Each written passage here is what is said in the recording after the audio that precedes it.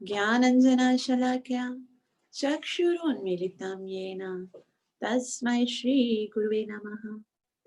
श्रीचैतन्यमनोभीष्टं स्थापितं येन भूतले स्वयं रूपः कदा मह्यं ददाति स्वपदान्तिकं। वन्देऽहं श्रीगुरुः श्रीयुक्तपदकमलं श्रीगुरून् वैष्णवांश्च श्रीरूपं साग्रजातं सहगणा रघुनाथान् वितं तं सजीवं साद्वैतं सावधूतं परिजनसहितं कृष्णचैतन्यदेवं श्रीराधा कृष्णपादान् सहगणा ललिता श्रीविशाखान्वितांश्च हे कृष्ण करुणा सिंधु दीनबंधु जगतपति गोपीश गोपिका कांता श्री राधा कांत नमोस्तुते। तप्त कांचन गौरंगी राधे वृंदावनेश्वरी वृषभानुसुते देवी प्रणमामि हरिप्रिये। वाञ्छाकल्पतरुभ्यश्च कृपा सिन्धुभ्यैव च पतितनां पावनेभ्यो वैष्णवेभ्यो नमो नमः। श्रीकृष्ण चैतन्य प्रभु नित्यानन्द श्री अद्वैत गदाधर श्रीवासदि गौर भक्तवृंद। हरे Krishna Krishna Krishna Hare Hare Hare Ram Ram Ram Hare Hare. His Divine Grace Abhay Charnarvind Srila Prabhupada ki, Shad Goswami Mahaprabhu ki, Nitai Gaurang Mahaprabhu ki, अत्यंत कृपामयी मोक्षदायक एकादशी महारानी की। ग्रंथराज श्रीमद् भगवत गीता मात की जय। आप सबको श्रीमद् भगवत गीता जयंती की बहुत बहुत बधाई हो। हम सबका सौभाग्य है कि हम भगवान के उस अत्यंत ही पवित्र और निर्मल अमृतवाणी को पढ़ने के योग्य हुए हैं और हमें भगवान की हमारे ऊपर बड़ी कृपा है, बड़ी अनुकंपा है कि हमें भगवत गीता जैसा अनमोल गिफ्ट दिया है। और आज श्रीमद् भगवत गीता का जन्मदिन है, बहुत ही महत्वपूर्ण हमारे लिए, हम सब भक्तों के लिए दिन है। और गीता में भगवान श्री कृष्ण कहते हैं कि यदि हमको ज्ञान प्राप्त करना है तो फिर क्या करना पड़ेगा। भगवान कहते हैं श्रद्धावान लभते ज्ञानम। हम जो कुछ भी ज्ञान प्राप्त कर रहे हैं, जैसे शास्त्रों को पढ़ रहे हैं, उनको समझने का प्रयास कर रहे हैं, उसके लिए गीता में भगवान Shri Krishna chapter 4 verse number 39 में कहते हैं श्रद्धावान लभते ज्ञानम, कि ज्ञान तभी प्राप्त होगा जब हमारे अंदर श्रद्धा है, वरना तो नॉलेज प्राप्त होगी लेकिन उसका लाभ हम अपने जीवन में नहीं ले सकते। हम देखते हैं आजकल जो भी नॉलेज प्राप्त हो रही है, जीव को पता चल जाता है, समझ में बात आ जाती है, फिर भी जीवन में उसका कोई सदुपयोग नहीं होता। लेकिन यदि हृदय के अंदर श्रद्धा है तभी हम उसका ज्ञान से वास्तविक तौर पर लाभान्वित हो सकते हैं। और हम हो रहे हैं या नहीं हो रहे हैं उसका क्या प्रमाण है, उसके लिए भगवान कहते हैं तत्परा संयते इंद्रिय। जिसको श्रद्धा है उसे ज्ञान मिलेगा और जिसे ज्ञान मिला है तो पता कैसे चलेगा, संयत इंद्रिया, इंद्रियों को वो संयमित करेगा। और वही इंद्रियों को किस तरह से और किन किन इंद्रियों को किस किस प्रकार से हमको संयमित करना है, वही हमारे आचार्यगण हमें सिखा रहे हैं। क्या चीजें करनी है, क्या नहीं करनी है, भक्ति में आगे बढ़ने के लिए उन्हीं को हम पढ़ रहे हैं। और हमने कल पढ़ा कि अत्याहार यानी कुछ भी जीवन में अगर हम एक्सेस चाहते हैं कि ये मिले, वो हमें हमारी भक्ति से गिरा देता। और प्रयास, प्रयास मतलब क्या कि हम जो भी भौतिक वस्तुओं को प्राप्त करने के लिए एक्स्ट्रा ऑर्डिनरी प्रयास करते हैं। जैसे हमने कल पढ़ा कि बच्चों के लिए बस कमा के रख के जाना है, बहुत सारा धन कमाना, तो बाद में क्या मोची बनकर उसके घर, उसी के घर के नीचे मोची बनकर आना पड़ा। तो ये कितना अ, अपने साथ अत्याचार है कि हम अपने जीवन के वास्तविक लक्ष्य को छोड़कर केवल अपने इस भौतिक जगत में ही हम कैसे सुखी रहें और हमारे कैसे सुखी रहें, इसके विषय में सोचते हैं। तो इससे हमारी भक्ति विनाश होती है। आगे श्रील प्रभुपाद जी इसी बात को आगे लेके जाते हैं, वे कहते हैं, प्रकृति की व्यवस्था के अनुसार विकास की सीढ़ी में निम्न स्थान पर स्थित जीव ना तो आवश्यकता से अधिक खाते हैं, ना ही संग्रह करते हैं। पशु लोग नहीं करते हैं। ये कार्य तो केवल मनुष्य ही करते हैं। पशुओं को जो थोड़ा-सा दिया जाता है, उसमें से भी थोड़ा खाते हैं और बाकी सब छोड़ के चले जाते हैं। तो श्रील प्रभुपाद जी कहते हैं, यदि इसके पास, आज के जीव के पास यदि थोड़ी-सी भूमि है और उसके साथ एक दुधारू गऊ है, तो उसका जीवन बहुत सरलता से गुज़र जाएगा। और उसके लेकिन दुर्भाग्यवश तथाकथित सभ्य मनुष्य ईश्वर की अनुभूति की परवाह न करते हुए अपनी आवश्यकता से अधिक प्राप्त करने तथा केवल जीव को संतुष्ट करने के लिए, भोजन प्राप्त करने के लिए बुद्धि का प्रयोग करता है। सिर्फ उसको यही कि किस तरह से ज्यादा संग्रह करूं, इसी के लिए अपने बुद्धि का संग्रह करता है। तो ये चीजें हम कल पढ़ रहे थे। उसके बाद आज हम कहाँ से शुरू करेंगे? कल प्रजल्प के बारे में हमने पढ़ा कि प्रजल्प क्या है। कृष्ण से रिलेटेड अगर कुछ भी नहीं है तो वो प्रजल्प है। और विभिन्न प्रकार के जो वाणी के वेग हैं उनके विषय में पढ़ा कि किस तरह से सबसे उत्तम क्या है कि हम भगवान के विषय में बात करें, दूसरों के लिए प्रिय बोलें, दूसरों के लिए हितकर बोलें। और सबसे निकृष्ट क्या है कि हम भगवान के भक्तों के अगर निंदा करते हैं। तो श्रील प्रभुपाद जी कहते हैं आगे, आज हम यहाँ से पढ़ रहे हैं श्लोक पेज नंबर 28 से पढ़ेंगे ना जामती? जी दीदी, 28 की 2-3 लाइनें पढ़ी थी खाली शुरू की। तो वहां श्री प्रभुपाद जी कहते हैं, मनुष्य को चाहिए कि मायावादियों की संगति से भी बचे, क्योंकि वे केवल वैष्णव भक्तों की निंदा ही करते हैं। मायावादी मतलब जो सिर्फ माया ही समझते हैं। जैसे भक्त लोग हैं, वो भगवान की विग्रह की सेवा करते हैं, उनकी पूजा करते हैं, लेकिन उनके जीवन, उनके लिए सब कुछ माया है। वो भगवान के स्वरूप को भी स्वीकार नहीं करते हैं। तो फिर जो भक्त हैं उनकी भी निंदा करेंगे। तो अत्याहारियों के अंतर्गत उन लोगों का समावेश आ जाता है। मुक्तिकामी अर्थात भौतिक सुख चाहने वाले, मुक्तिकामी अर्थात जो निराकार ब्रह्म में विलीन होकर मुक्ति चाहते हैं, तथा सिद्धिकामी अर्थात जो योग की सिद्धि चाहते हैं। ऐसे लोगों की संगति करना तनिक भी वांछनीय नहीं है। मतलब इच्छाएं जिनके पास है, चाहे भुक्ति यानी भौतिक भोगों की हो, मुक्ति यानी मोक्ष की हो, या फिर सिद्धि प्राप्त करने की इच्छा क्यों न हो, वो सब अत्याहार है। और अत्याहार से क्या होता है? हमारी भक्ति विनष्ट हो जाती है। तो फिर कैसे लोगों की संगति करनी चाहिए? जो भगवान की सेवा करना चाहते हैं, जो भगवान की भक्ति करते हैं, नाम जप करते हैं, जो भगवान से प्रेम करते हैं, उन्हीं के साथ संगति करके हम अपनी भक्ति में आगे बढ़ सकते हैं। आगे है लौल्यम। ये लास्ट है, छह जो दोष हैं उनमें से लौल्यम की श्रेणी के अंतर्गत योग साध कर मन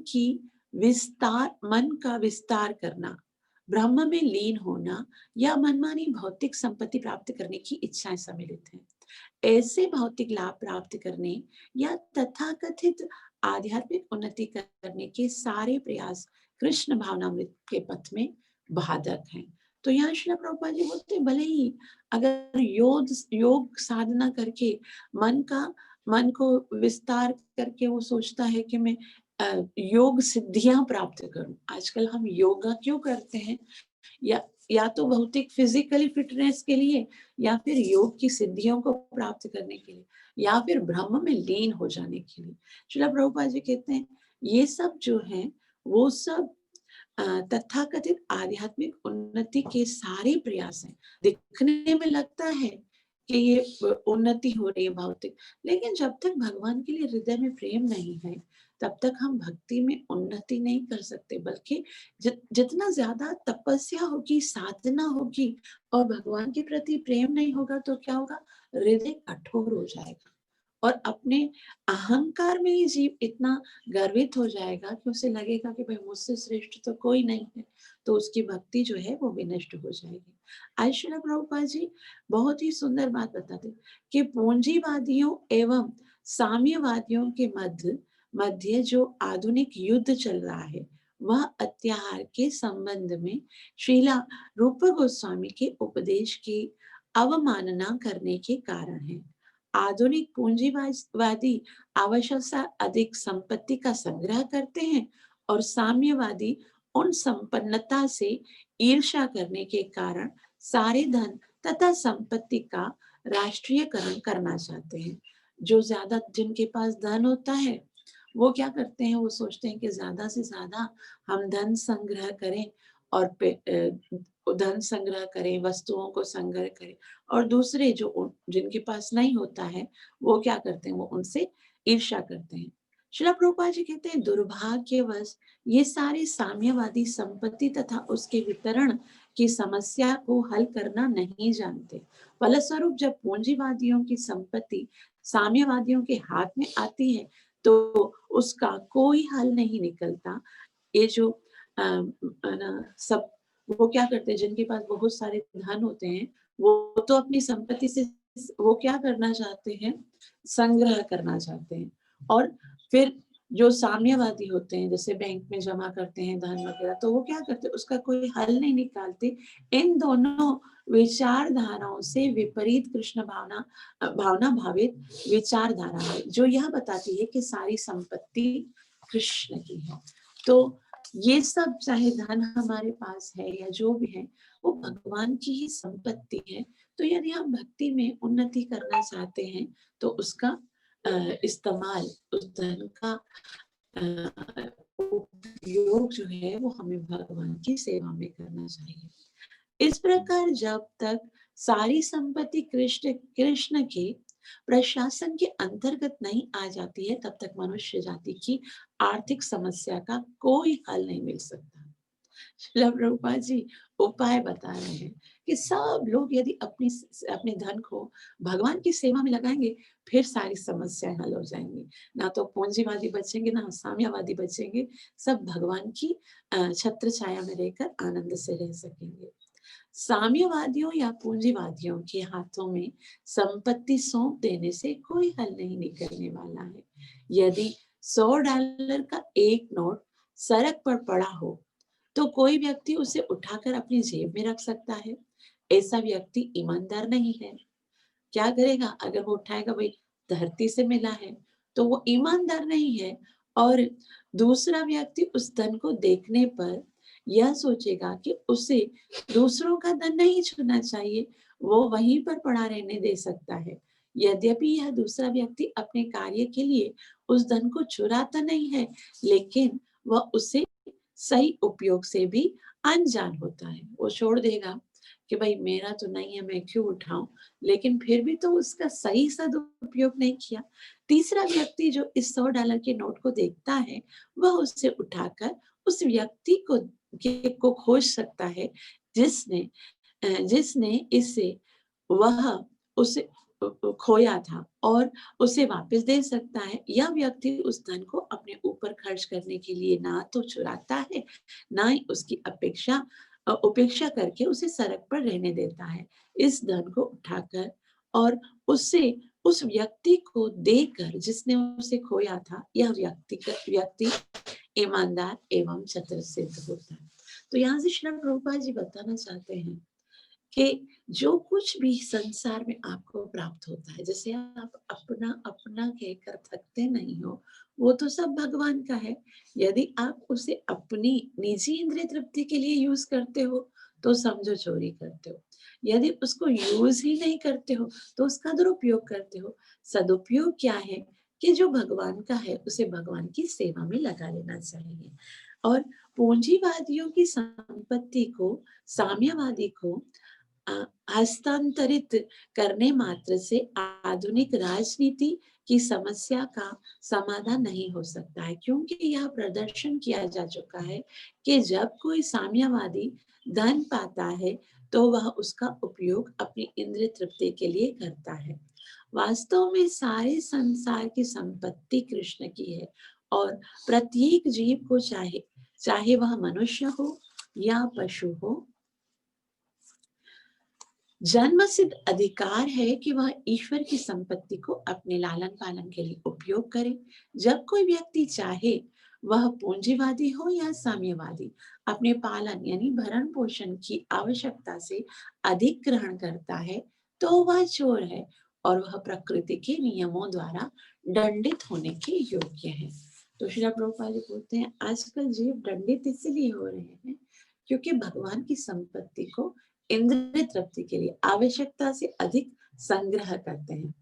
विश्व की संपत्ति का उपयोग समस्त जीवों के कल्याण के लिए होना चाहिए, क्योंकि माता प्रकृति की यही योजना है। प्रत्येक व्यक्ति को भगवान की संपत्ति का उपयोग करते हुए जीवित रहने का अधिकार है। जब लोग भगवान की संपत्ति को वैज्ञानिक ढंग से उपयोग में लाने की कला सीख लेंगे, तब वे एक दूसरे के अधिकारों पर अतिक्रमण नहीं करेंगे। तभी एक आदर्श समाज का निर्माण हो सकता है। ऐसे आध्यात्मिक समाज के मूलभूत सिद्धांत का उल्लेख ईशोपनिषद के प्रथम मंत्र में हुआ है। ईशावास्यमिदं सर्वं यत्किंच जगत्यां जगत् तेन त्यक्तेन भुञ्जीथा मां हृदा कस्य सज्जनम्। यानी इस ब्रह्मांड के भीतर की प्रत्येक चर अथवा अचर वस्तु भगवान द्वारा नियंत्रित है। ईशावास्यम इदम सर्वम, जो कुछ भी दिखता है वो भगवान के नियंत्रण में है और उन्हीं के अधिकार में है। अतएव मनुष्य को चाहिए कि अपने लिए उन्हीं वस्तुओं को स्वीकार करे जो उसके लिए आवश्यक है और उसके भोग के रूप में सुरक्षित कर दी गई है, और यह जानते हुए कि अन्य वस्तुएं किसी और के लिए हैं, उन्हें ग्रहण ना करे। तो कितना सरल है जीना यदि सब कोई केवल अपनी आवश्यकताओं के अनुसार जीते। जैसे हमने पहले कहा, श्री प्रभुपाद जी बताते हैं, आवश्यकताएं तो फकीरों की भी पूरी होती हैं। क्या आवश्यकता है? 2 रोटी है और एक घर होना चाहिए, और साथ में क्या श्री प्रभुपाद जी ने बताया कि थोड़ी सी भूमि हो, एक गौ माता हो, तो जीवन बहुत सरल, सिंपल लिविंग, हाई थिंकिंग के साथ सब जी सकते हैं।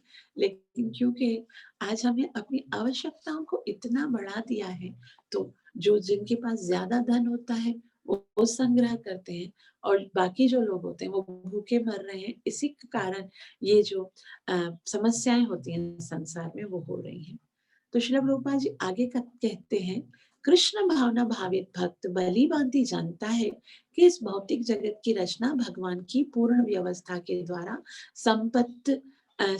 समस्त जीवों के जीवन की सभी आवश्यकताओं की पूर्ति के उद्देश्य से की गई है, जिसमें एक दूसरे के जीवन या अधिकारों में किसी तरह का अतिक्रमण करने की आवश्यकता ना हो।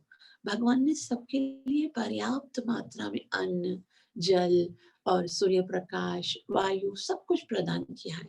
यदि जानवरों को देखा जाए तो कोई किसी की संपत्ति को जबरदस्ती लेता नहीं है, सब अपने अपने हिस्से का भोगते हैं। बट मनुष्य जो है वो दूसरों की संपत्ति पर अतिक्रमण करने का और दूसरों के अधिकारों को लेने का प्रयास करता। इसी के कारण मनुष्य समाज में सारी समस्याएं होती हैं। श्रील प्रभुपाद जी कहते हैं, भगवान की व्यवस्था एकदम पूर्ण है। यह पूर्ण व्यवस्था प्रत्येक व्यक्ति की उसकी असली आवश्यकताओं के अनुसार हर एक को संपत्ति का सही सही भाग प्रदान करती है, जिससे हर जीव सादा जीवन तथा उच्च विचार के सिद्धांत के अनुसार शांतिपूर्वक रह सकता है।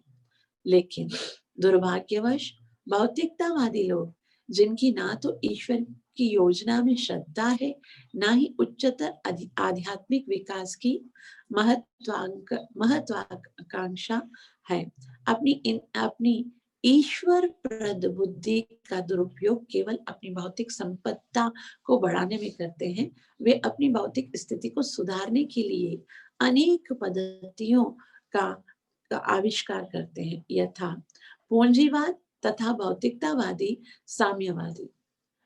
उन्हें ईश्वर के नियमों या उच्चतर उद्देश्यों में कोई रुचि नहीं होती है। वे सदैव इंद्रिय तृप्ति के लिए, अपनी असीम इच्छाओं की पूर्ति के लिए अपने साथियों का शोषण करने की क्षमता के कारण विलग दिखते हैं। श्रील प्रभुपाद जी बोलते हैं, किसी के विषय में नहीं सोचता कोई, बस यही सोचते हैं कि हम धन संग्रह करें, हम खुश रहें, हमें आनंद लेना है। तो इसके लिए वो क्या करते हैं, अपने साथियों का शोषण करते हैं, चाहे वो पूंजीवादी हो। जैसे हम देखते हैं कि संसार में हर कोई सोचता है कि बस मेरी इच्छाएं पूरी हों, हम सुखी रहें। तो इसी के कारण क्या होते हैं, ये श्रील प्रभुपाद जी कहते हैं, सब कोई एक दूसरे का शोषण करते हैं।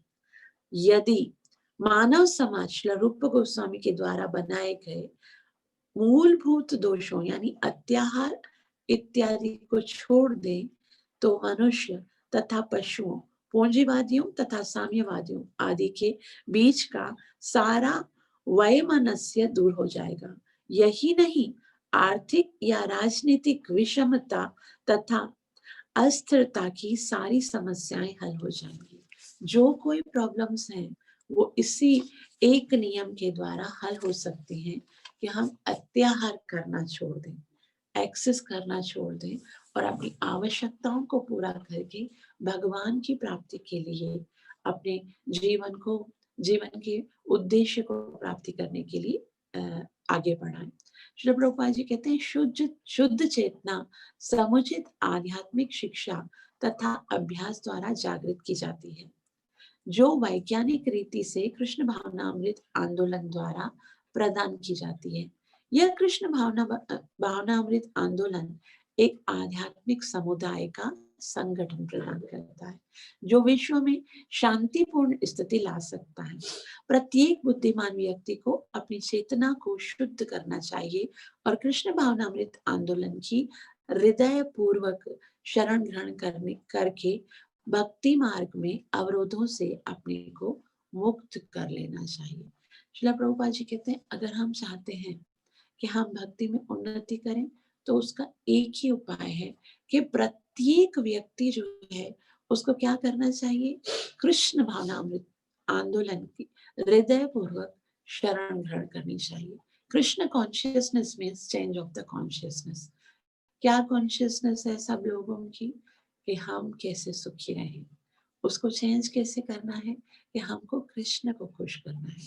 बस यदि ये कॉन्शियसनेस चेंज हो जाती है, तो यहाँ श्री प्रभुपाद जी कहते हैं, भक्ति मार्ग में अवरोधों से अपने को पूर्णतया मुक्त कर लेगा। इस तरह से अगर कोई केवल अपने इंद्रिय तृप्ति के नहीं बल्कि अपने जीवन के उद्देश्य के लिए जिएगा। तो यहाँ पर श्रील प्रभुपाद जी ने तात्पर्य यहाँ पर समाप्त हुआ है। श्री प्रभुपाद की जय। तो ये अंतिम पैराग्राफ जिसमें दो चीजें मुख्य श्री प्रभुपाद जी ने बताई हैं, पूंजीवादी और साम्यवादी, किसको समझ में आया है? प्रकाश प्रभु क्या बताना चाह रहे हैं श्री प्रभुपाद जी इस पूरे पैराग्राफ में जो अभी हमने पढ़ा है?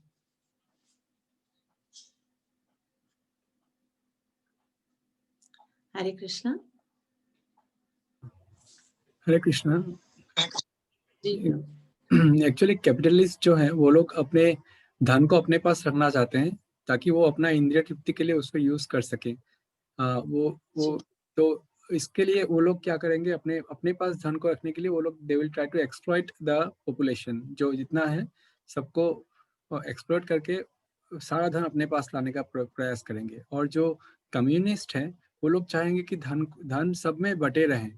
तो लेकिन उनका भी मोटिव है कि सबको समान रूप से धन मतलब जो भी संपत्ति है प्राप्त हो, लेकिन उनका भी मोटिव है इंद्रिय तृप्ति, ताकि सब लोग इंद्रिय तृप्ति कर सके।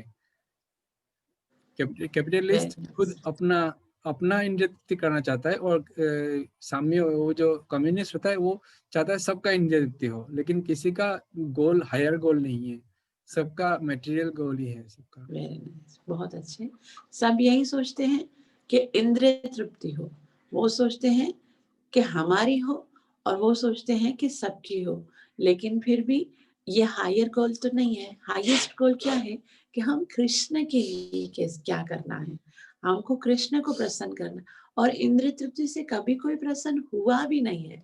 ऐसा नहीं है कि आज तक जितने भी जीव हैं, भले कितना भी कमा लिया हो, कितना भी धन संग्रह कर लिया हो, और कितना ही दूसरों की इंद्रिय तृप्ति के लिए प्रयास किया हो, लेकिन आनंद तो कभी नहीं आता ना इस सब में। आनंद तो तब तक नहीं आता जब तक कोई भगवान की सेवा में अपने आप को समर्पित नहीं करता। Very nice. और इस विषय में कोई और कुछ बताएगा? जामती, आप कुछ बताओगे? आज का जो सपना आपको क्या समझ में आज के जो आज हमने पढ़ा है? माता जी, इसके अलावा शिला प्रभुपाद जी बोलते हैं कि शिला रूप गोस्वामी ने जो हमें बताया कि अत्याहार प्रयास, ये 6 जो बताए हैं, इन पे अगर अमल किया जाए तो ये सारे कम्युनिस्ट और जानवरों के बीच में, इंसानों के बीच में जो दुश्मनी है वो सारी खत्म हो जाएगी। Very nice. कि जो भी हमारे जीवन के जो भी प्रॉब्लम्स हैं, वो इसीलिए हैं कि जीव जो है वो अत्याहार कर रहा है, एक्स्ट्रा ऑर्डिनरी प्रयास कर रहा है, ज्यादा धन संग्रह करने के लिए, और उसी के लिए लोगों के साथ ये प्रजल्प चल रहा है, उसी के लिए जीव अपने समय को बर्बाद कर रहा है। लेकिन अगर ये 6 दोष जो है वो उनको हम दूर कर देंगे, ये 6 दोषों का निवारण हो जाएगा, तो फिर सारे प्रॉब्लम सॉल्व हो जाएंगे। लेकिन कोई भी कंट्री के कोई भी जो प्रॉब्लम सॉल्व करने की कोशिश कर रहे हैं, वो इस बारे में कभी सोचते ही नहीं है। वो यही सोचते हैं कि हमारी प्रॉब्लम्स कैसे सॉल्व होंगी, हमारी अपनी आवश्यकताओं को पूरा करके। बस आवश्यकताओं को बढ़ाते रहते हैं, इंद्रिय तृप्ति को कैसे ज्यादा से ज्यादा अपने जीवन को लग्जरियस बनाया जाए, और उसी से समझते हैं कि प्रॉब्लम सॉल्व होगी।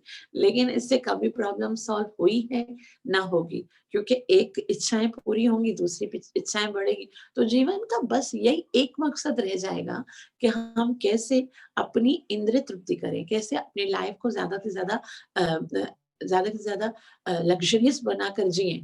और फिर उद्देश्य तो खत्म हो जाएगा, फिर जीते जीते ही जीव मर जाएगा, इन्हीं प्रयासों में ही मर जाएगा, ये प्राप्त करना है, ये प्राप्त करना है। तो फिर कब वो भगवान को प्राप्त करने के लिए सोचेगा, कब वो भगवान की सेवा करने के लिए? इसलिए श्रील प्रभुपाद जी ने इस परपट में स्टार्ट में बताया कि अगर हम उन्नति करना चाहते हैं तो हमको एक सिद्धांत के ऊपर चलना है, सिंपल लिविंग, हाई थिंकिंग। आज जीव ने बिल्कुल अपने आप को अपोजिट कर दिया है। क्या? एकदम सिंपल लिविंग कोई नहीं चाहता, लग्जरियस लाइफ चाहिए। और जो थिंकिंग है वो बिल्कुल भौतिक हो, आध्यात्मिक थिंकिंग के बारे में सोचता ही नहीं है, भौतिक जीवन में कैसे आनंद लेना। तो इस तरह से यदि चेतना इतनी निकृष्ट होगी, तो फिर जीव कैसे उद्देश्य को प्राप्त करेगा? इसीलिए मोक्ष होता ही नहीं है आजकल। आजकल लोगों की चेतना इतनी घृणित है कि उनको याद ही नहीं रहता है कि हमारे जीवन का उद्देश्य क्या है, हम क्यों पैदा हुए हैं, हमारे जीवन का लक्ष्य क्या है, क्या हम ऐसा करें कि हम अपने जीवन को, अपने मनुष्य जीवन को सफल कर सकें। तो ये सारी समस्याएं तभी सॉल्व हो सकती हैं जब हम हायर गोल की ओर जाएं, उच्च विचार की ओर जाएं। ठीक है, और कोई कुछ बोलना चाहेगा इस पर? जामती? जी दीदी, शिला प्रभुपाद यही समझाना चाहते हैं कि हम लोग जितना ज्यादा एक्सेस करेंगे और इंद्रिय तृप्ति में लगे रहेंगे तो इससे हमारी कभी भी मुक्ति नहीं होगी। इसलिए हमें कृष्ण कॉन्शियसनेस में आना होगा और अपनी बुद्धि को, अपनी चेतना को शुद्ध करना होगा, तभी हम मुक्त हो सकते हैं। तो अगर मैं ऐसा कहूँ, क्या ये सब चीजें अभी इस ये जो अभी मॉडर्न सोसाइटी है जो हम पढ़ रहे हैं, उसमें ये सब प्रैक्टिकल है कि हम केवल आवश्यकताओं के अनुसार ही जिए, बाकी संग्रह ना किया जाए, या फिर है ना, ये जो जैसे अब अभी जो हम प्रैक्टिकली जो बात करें, तो क्या ये प्रकाश प्रभु, क्या ये प्रैक्टिकल है ये सब चीजें जो प्रभुपाद जी ने या रूप गोस्वामी ने कही हैं?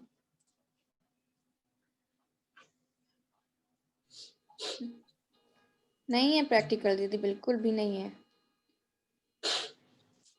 प्रकाश प्रभु, आपके ख्याल में क्या है?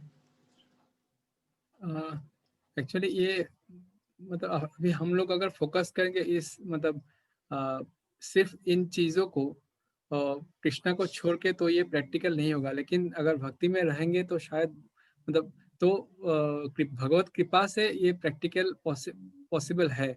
अगर हम सिर्फ इस चीज़ के लिए प्रयास करेंगे कि मुझे अत्याहार नहीं करना है, मुझे ये नहीं करना है, वो नहीं करना है, तो ये प्रैक्टिकल नहीं है।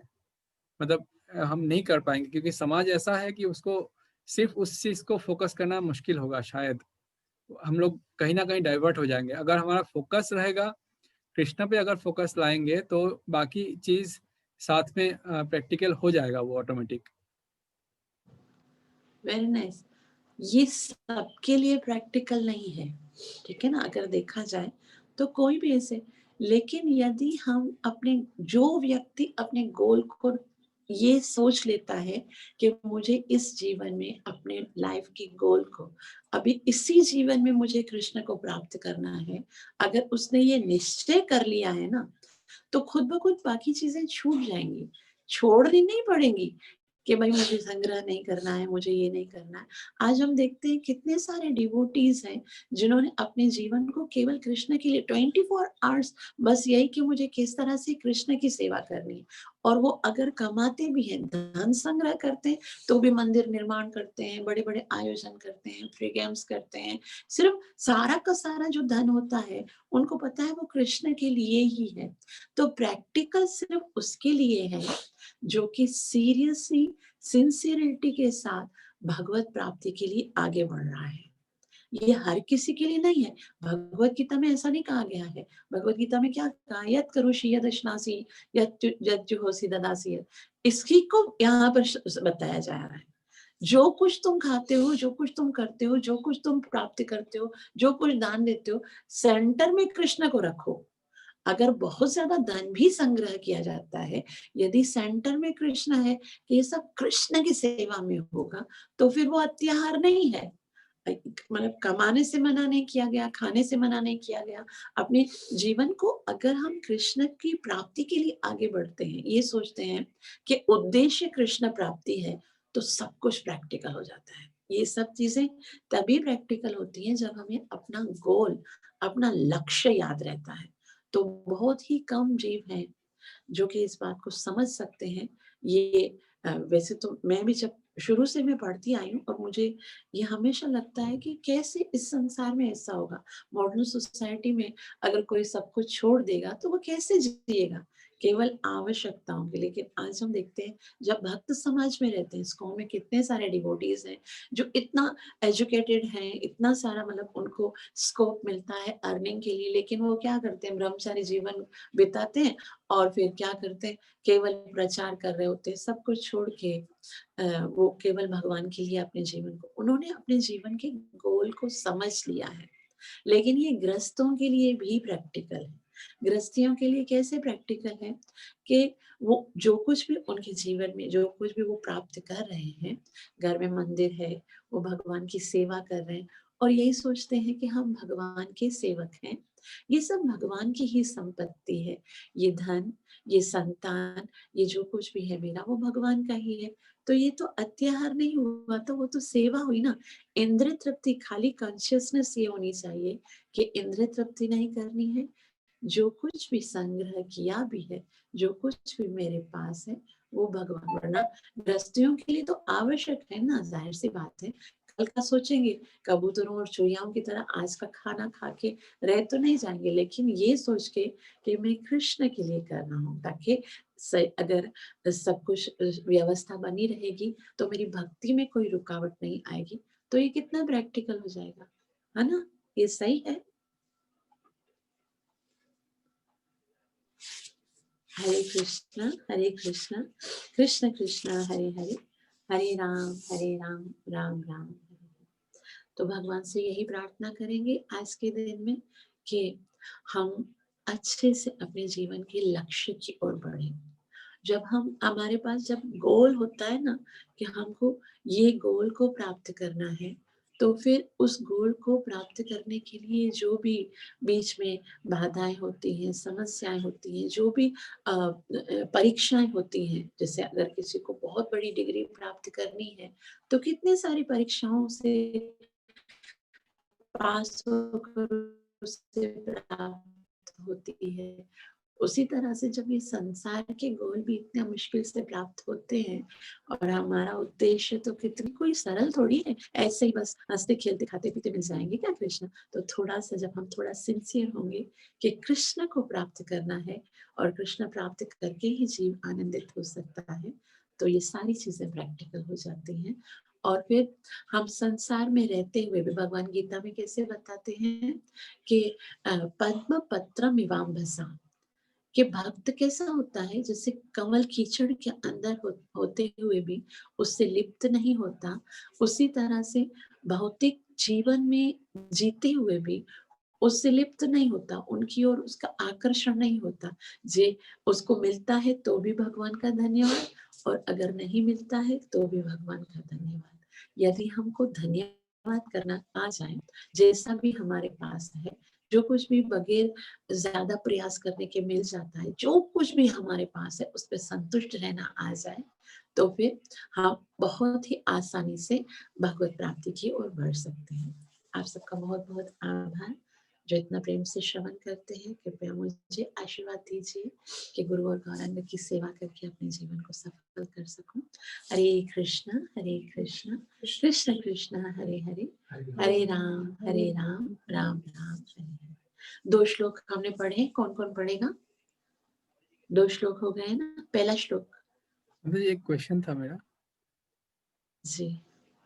मतलब ये जो भक्त अभी प्रयास कर रहा है इनिशियली में, उसका चैंटिंग में इतना रस नहीं आ रहा है, तो उसको कैसे पता चलेगा कि उसका भक्ति में विनाश हो रहा है? अगर विनाश हो रहा है तो कैसे उसको इमीडिएटली पता चलेगा और वो उसको ट्रैक करके सुधार सकेगा? मतलब भक्ति का विनाश का पॉइंटर कहाँ पे वो ढूँढना चाहिए उसको? भक्ति विनाश हो रहा है कि नहीं? हाँ, विनाश हमको अपनी ओर से प्रयास करना है। चैंटिंग में रस नहीं आता है, श्रील प्रभुपाद जी कहते हैं, आप अपने नियम को अगर फ़ॉलो कर रहे हो, अगर नियम फ़ॉलो हो रहे हैं और श्रवण में हमारी इच्छा है, इच्छा हो रही है कि हमको करना है, तो समझो भक्ति जो है वो बढ़ रही है। चैंटिंग में रस तो ऐसा है कि बहुत बड़े-बड़े स्थिति पर जो होते हैं, जो बहुत सीनियर डिवोटी होते हैं, उनकी भी यही मन में यही होता है कि वो आनंद जो हमें चाहिए, क्योंकि एक बार जब चैंटिंग का रस मिल जाएगा, फिर तो उससे बहुत हाईएस्ट स्टेज है वो। लेकिन हम अपने नियमों को अगर पूरा कर रहे हैं,